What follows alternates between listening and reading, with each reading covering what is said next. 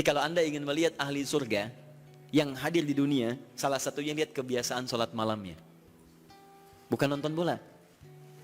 Dan tidak dikalahkan oleh bola. Dia nggak peduli mau Kroasia menang 2-1 lawan Inggris, dia nggak peduli. Ya, mau Prancis menang 1-0 lawan Belgia, dia nggak peduli. Pokoknya terserah, yang penting juaranya Prancis misalnya gitu kan. Tidak.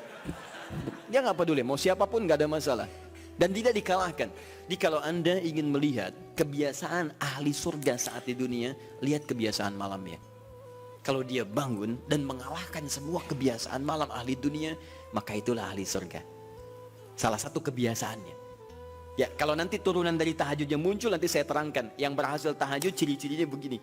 Jadi jangan dilihat setiap yang malam sholat, itu disebut ahli tahajud. Belum tentu, ada ciri-cirinya. Tapi ciri yang pertama, yang melekat kuat, kelihatan nampak, pertama adalah ciri ahli surga, dia memiliki kecenderungan untuk sering bangun malam. Dalilnya Quran surah ke-51, ayat 15, sampai dengan ayat ke-17-nya. Innal muttaqina fi jannatin wa uyun. Sungguh di antara orang takwa itu nanti akan ada yang mendapatkan hadiah taman surga. Apa keistimewaannya?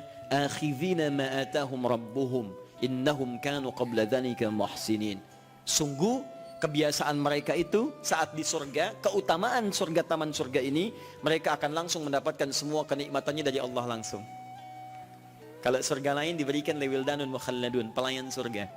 Di kalau antum ikhwan oleh bidadari surga, yang akhwat oleh pangeran-pangeran surga. Ganteng cantiknya nggak usah dibayangkan, tak terlukiskan. Ada hurun in, ada seperti mutiara, ada seperti berlian, indah sekali. Dan kata Nabi, mala ainan ra'at wala udhunun sami'at wala khatara ala qalbi bashar. Ya, nggak pernah dilihat di bumi. Dia mengantarkan bi aqwabi wa abariqa wa ka'sin min ma'in, bawa gelas-gelas yang berleburan mutiara, emas dan sebagainya. Nggak seperti ini, nggak ada merek Akhir TV di sana nanti. Ya, semuanya indah. Tapi nggak terbayang. Tapi taman surga tidak. Allah langsung yang berikan tanpa perantara. Kun fayakun, gak usah dibayangkan, laisa kamitslihi syai', ada seketika. Tapi yang hebat, apa kebiasaan ini? Kata Al-Quran langsung, ini Allah yang mempersaksikan. Innahum kanu qabla dzalika muhsinin, mereka itu ahli ihsan saat di dunia. Ayat 17-nya, kanu qalila minal laili ma yahja'un. Mereka itu malamnya sedikit tidurnya. Jadi punya kebiasaan bangun malam. Jadi kalau Anda, ini cara memahami ayat tuh begini. Cara memahami ayat seperti ini, jangan mencari orang lain. Anda sendiri yang jadi bagian dari ayat itu. Jadi itu diinformasikan pada kita sebagai tawaran. Kita mau nggak berniaga dengan ayat itu? Mau nggak menjadi bagian dari ahli surga itu? Jadi jangan sibuk mencari kebiasaan orang. Kenapa Anda tidak membiasakan diri jadi bagiannya? Ya, jadi coba cek dari keluarga. Ada nggak sudah jadi bagian dari ahli surga di keluarga Anda? Sekarang pulang ke rumah. Coba lihat, dari sekian orang yang ada di rumah berapa yang bangun? Mula-mula cuma 2 orang, menikah suami istri, belum bangun. Allah kirimkan anak, belum bangun. Sudah ada cucu, belum bangun. 10 orang di rumah, nggak ada yang bangun. Masa satu pun nggak ada yang jadi ahli surga? Ayo coba. Makanya karena saking tingginya ayat ini, Nabi sampai membangunkan istrinya. Membangunkan menantunya.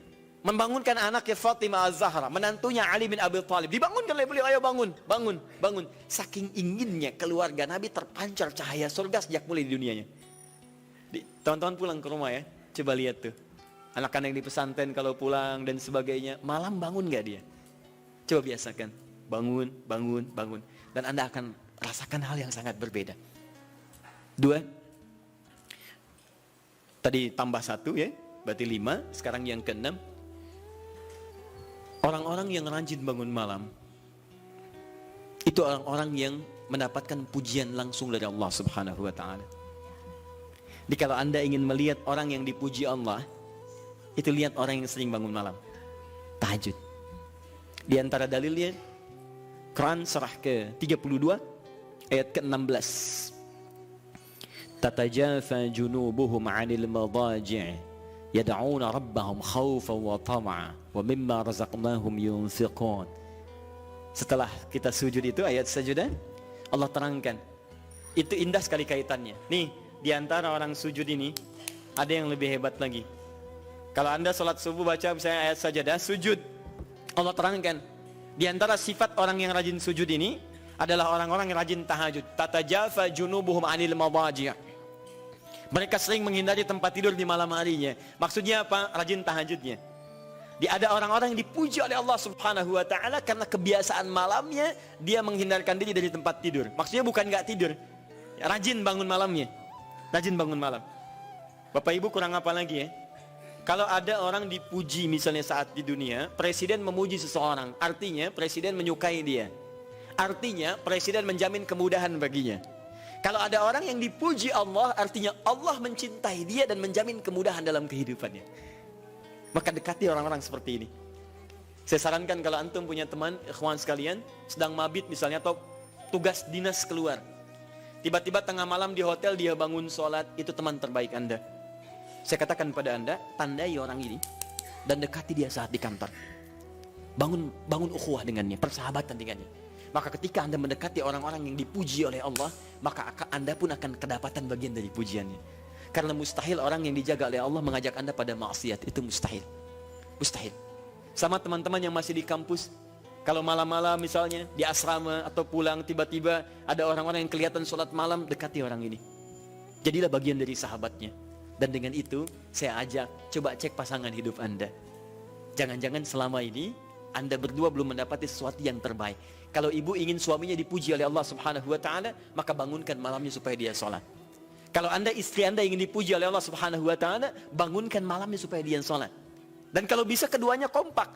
Pernah kan saya sampaikan di pertemuan lalu, Nabi menyampaikan, lihat rahimallahu mra'an atau rajulan.